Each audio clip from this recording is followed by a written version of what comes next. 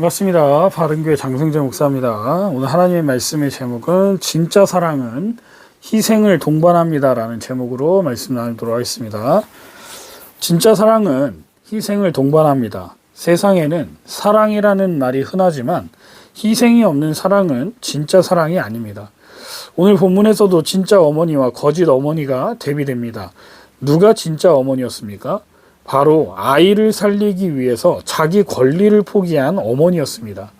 이 장면을 통해 우리는 진짜 사랑이란 무엇인지, 그리고 그 사랑을 어떻게 실천할 것인지 함께 살펴보겠습니다. 본문의 배경은 이렇습니다. 어느 날 한 집에서 함께 사는 두 여자가 있었는데 그녀들의 직업은 창녀였습니다. 이 두 여인은 공통점이 하나 있었습니다. 같은 해 같은 달에 임신을 했고 3일 간격으로 아이를 낳은 겁니다. 그런데 그중 한 아이가 죽었고 한 아이를 가지고 서로 자기가 엄마라고 싸우며 주장을 하게 되었던 겁니다.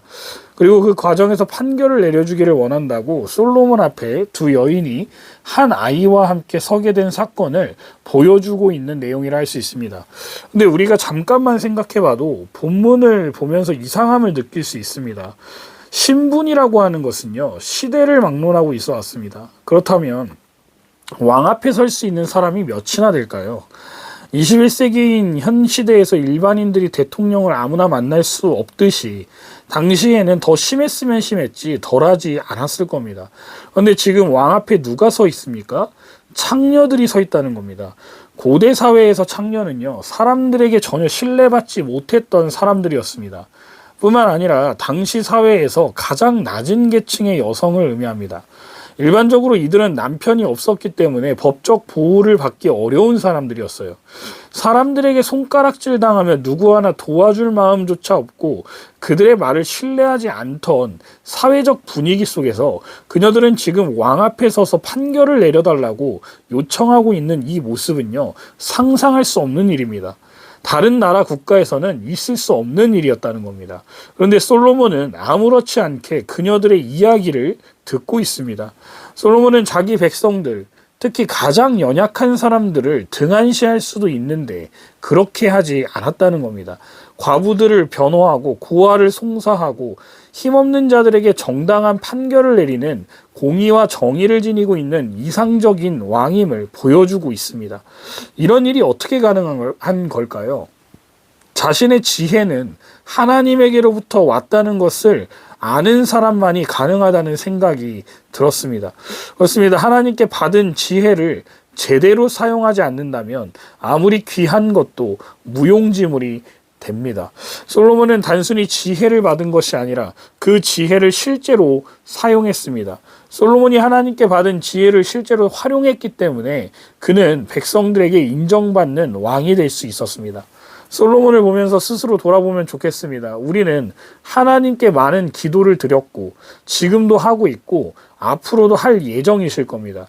지혜를 달라고 하거나 물질, 시간, 은사 등등 우리는 다양한 것들을 하나님께 요구합니다. 그렇다면 주신 것들을 제대로 사용하고 있으십니까? 받은 은혜를 헛되이 하지 않으려면 주신 것을 활용하는 지혜가 필요합니다. 그러니 하나님께서 여러분들에게 허락하신 것들이 무엇인지 되돌아보고 그것들을 올바르게 사용하고 있는지 돌아보며 그렇지 못했다면 하나님의 뜻대로 온전하게 사용하시는 저와 여러분들 되시기를 바랍니다. 솔로몬은 현재 굉장히 난감한 상황에 놓아져 있음을 우리는 알아야 합니다. 그녀들은 한 집에서 살았다고 말했고 자신들 외에는 집에 아무도 없었다라고 말하고 있습니다. 당시 이스라엘 사회에서 창기들은 공동으로 거주하며 생활하는 경우가 많았습니다. 이 표현은 그들이 가난하고 사회적으로 고립된 상황에 있음을 나타냅니다. 그런데 한 여자가 잠결에 자기 아들을 깔고 눌러 죽이게 됩니다. 당시 신생아 돌봄 환경을 고려하면 좁은 공간에서 아이를 돌보다가 이런 일이 벌어질 가능성은 당연한 겁니다. 근데 문제는 이 여자가 왜 그랬는지는 모르겠지만 자신의 아들을 자신이 죽인 것을 인정하고 싶지 않았던 건지 아니면 어떤 자기의 이기심이었던지 무슨 이유에서였는지는 모르겠지만 같이 사는 여자의 아이와 바꿔치기를 하게 됩니다. 이 상황은 법적으로 입증하기 어려운 사안입니다. 집에 둘밖에 없었다고 말하고 있기 때문에 이 사건을 증언해 줄 다른 목격자도 없습니다. 따라서 솔로몬의 판결은 오로지 그의 지혜에 의존할 수밖에 없습니다. 그런데 솔로몬은 이 사건을 해결해 냅니다. 어떻게 가능했냐는 겁니다. 바로 하나님이 주신 지혜가 있었기에 가능했다는 것입니다. 그의 해결 방법은 실로 놀랍습니다. 바로 어머니의 모성애, 즉 사랑을 통해 증명해낼 수 있을 것이라는 지혜를 떠올리게 됩니다. 그래서 눈에 보이지는 않지만 아들에 대한 사랑을 확인하기 위해 산 아이를 반반으로 나누라고 명령합니다. 하나님께 지혜를 받은 솔로몬은 사건의 본질이 아이의 생명을 누가 더 귀히 여기는가임을 꿰뚫어 본 것이라 할 수 있습니다. 결국 아들을 제 손으로 키우고 싶은 욕심보다 아이의 생명을 더욱 생각한 진짜 어머니는 마음이 불붙는 것 같아서 솔로몬에게 죽이지 말아달라고 차라리 자신이 포기하겠다고 하는 어머니를 발견하게 됩니다. 여기서 불붙는이라는 표현은 강렬한 모성애를 묘사합니다. 이 단어는 보통 하나님의 긍휼을 나타낼 때 사용되는 단어와 같습니다. 아이에 대한 사랑이 없던 가짜 엄마는 아이를 죽이라고 말합니다. 여기서 우리가 알 수 있는 교훈은 무엇일까요? 솔로몬의 재판에서 드러난 어머니의 희생적 사랑은 성경 전체에서 강조하는 참된 사랑의 본질을 보여줍니다. 아이의 진짜 엄마는 자신의 권리를 주장하지 않았습니다. 아이를 위해 자신의 감정을 내려놓았습니다. 오직 한 가지, 아이가 살아야 한다는 것만 생각했다는 겁니다. 아이의 엄마라고 주장했던 거짓을 구하던 여자는 아이를 사랑한 것이 아니라 이기심 때문에 다퉜습니다. 진짜 어머니의 슬픔을 보면서도 아무렇지 않았습니다. 결국 그녀의 사랑은 자신을 위한 사랑이었던 겁니다. 교회도 마찬가지입니다. 사랑을 말하는 것만으로 충분하지 않습니다. 진짜 사랑은 행동과 희생을 통해 나타나야 합니다. 그렇다면 교회 안에서 갈등이 생길 때 어떻게 해야 될까요? 교회 공동체 안에서도 갈등은 피할 수 없습니다. 하지만 희생적 사랑은 자신의 의견을 끝까지 주장하는 것이 아니라 공동체를 살리기 위해 내려놓는 것입니다. 우리는 내 생각이 옳더라도 교회를 위해 한 발 물러설 수 있으시겠습니까? 진짜 엄마가 아이를 살리기 위해 희생했던 것처럼 말입니다. 서로 사랑하라는 말씀은 결국 서로 희생하라는 의미입니다. 서로 희생하기 위해서는 섬김의 태도가 필요합니다. 내가 아닌 다른 사람을 먼저 생각해야 한다는 겁니다. 교회 안에서 우리는 종종 내가 얼마나 사랑받고 있는가를 고민합니다. 그러나 성경이 말하는 사랑은 받는 것이 아니라 주는 것입니다. 진짜 어머니는 자신이 아니라 아이를 생각했습니다. 그렇다면 나는 교회에서 나를 위해서가 아니라 다른 성도를 위해 희생하는 삶을 살고 있는지 돌아봐야 하는 본문입니다. 어떻게 하면 더 인정받을까 보다 어떻게 하면 더 섬길 수 있을까를 고민해야 합니다. 희생 없는 헌신은 없습니다. 교회를 위해 헌신하는 일에는 반드시 희생이 따릅니다. 시간, 물질, 에너지 어느 하나 희생 없이 이루어지는 헌신은 없습니다. 진짜 어머니는 자신의 감정을 희생하면서 아이를 살렸습니다. 여러분은 어떠십니까? 헌신에 희생이 따르고 있으십니까? 근데 우리는 헌신하라고 하면 굉장히 싫어하시는 분들이 계실 겁니다. 내가 굳이 왜 그렇게까지 해야 되는데? 라는 생각이 드시는 분들이 계실 겁니다.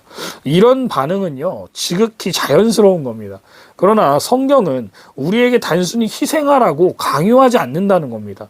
왜 희생해야 하는지, 그리고 그 희생이 결국 우리에게 어떤 의미가 되는지를 알려주고 있습니다. 그렇다면 우리는 왜 교회 안에서 희생해야 하는지 한번 깊이 생각해 보고자 합니다. 첫 번째로, 희생은 억지로가 아니라 사랑에서 나오게 되어 있다는 겁니다. 우리는 종종 희생을 강요받는 것처럼 느낍니다. 하지만 성경이 말하는 희생은요, 억지가 아니라 사랑에서 나오는 자발적인 선택입니다. 요한복음 10장 18절입니다. 아무도 내 생명을 빼앗지 못하나니 내가 스스로 버리노라.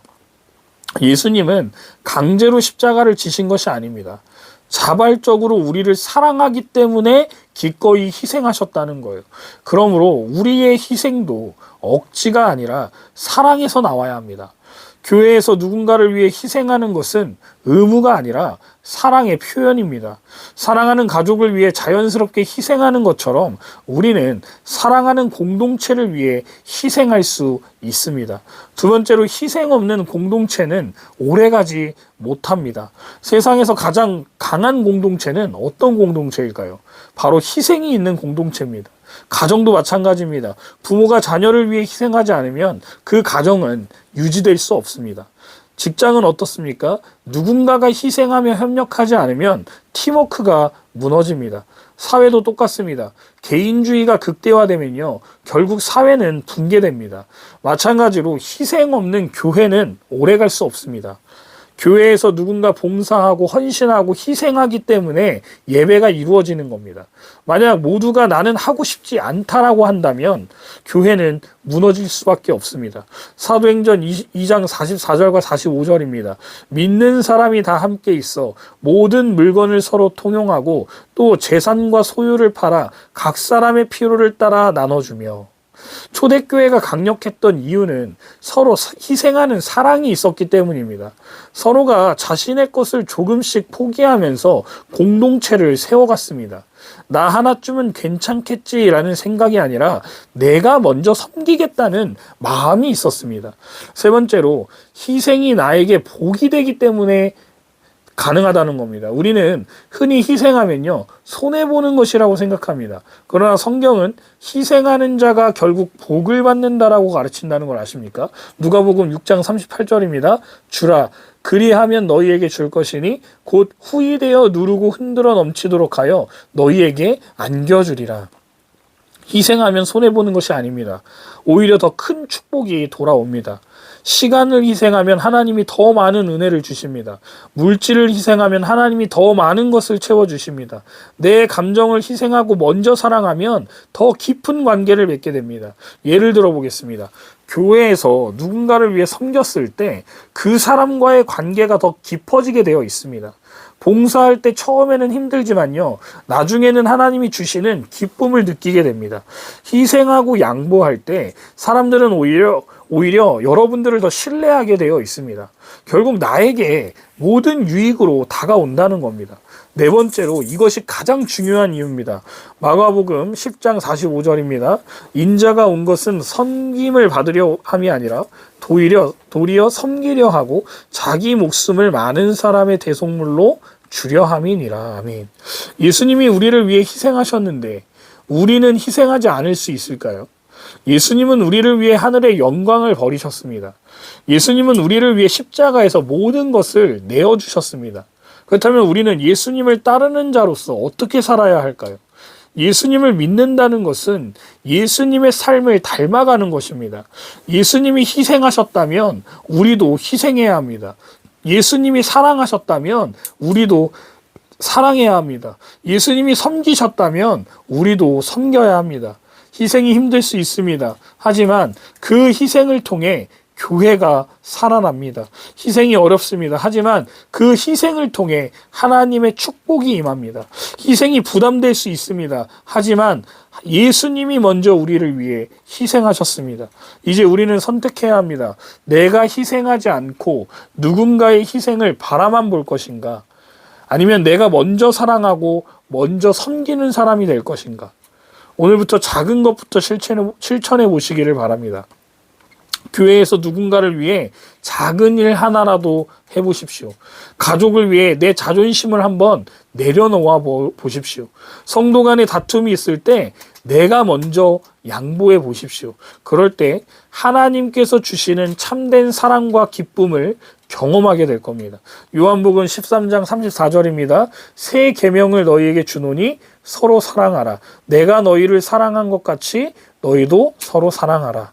교회는 사랑하는 곳입니다. 그리고 진짜 사랑은 희생을 동반합니다. 오늘 우리는 사랑을 말하는 것이 아니라 사랑을 실천하는 사람이 되시기를 주님의 이름으로 축원드립니다.